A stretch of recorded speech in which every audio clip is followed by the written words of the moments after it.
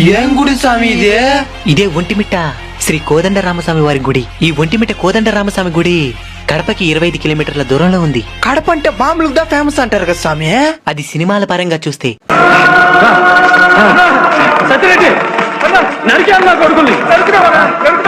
మరి వాస్తవంగా చూస్తే మన అన్నమయ్య పుట్టింది కడపలోనే. ఆంధ్ర కవితా పితామహుడు అల్లసాని పెద్దన, యోగి వేమన, తొలి తెలుగు కవయిత్రి తాళపాక తిమ్మక్క, ప్రసిద్ధ కవయిత్రి మొల్ల, కాలజ్ఞానాన్ని రచించిన పోతులూరి వీరబ్రహ్మేంద్ర స్వామి లాంటి అనేక మంది ప్రముఖుల పుట్టినిల్లు కడప. అంతెందుకు, మన ఏడుకొండల ఎంకన్న తిరుమలకి గడప మన కడప.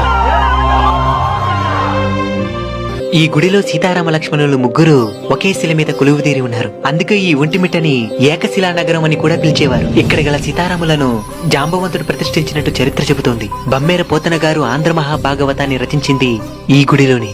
ఆయన రచించిన భాగవతాన్ని కూడా ఇక్కడున్న రాముల వారికి అంకితం చేశారు. ఈ ఆలయంలో శ్రీరామనవమి ఉత్సవాలు 9 రోజుల పాటు అంగరంగ వైభవంగా జరుగుతాయి. ఈ ఆలయంలోని శిల్పకళ మనల్ని ఆశ్చర్యానికి గురి చేస్తుంది. సీతమ్మ వారికి మాంగళ్య ధారణ చేస్తున్నారు. ఇక్కడ రాముల వారు సీతమ్మ వారికి అక్షరారోపణ చేస్తున్నారు. గమనించిందిరా?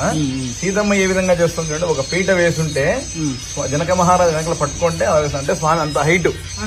మీరు కూడా వీలు చూసుకుని కాదు వీలు చేసుకుని ఈ ఒంటిమిట్ట కోదండరామస్వామి వారిని దర్శించుకోండి. జై శ్రీరామ్.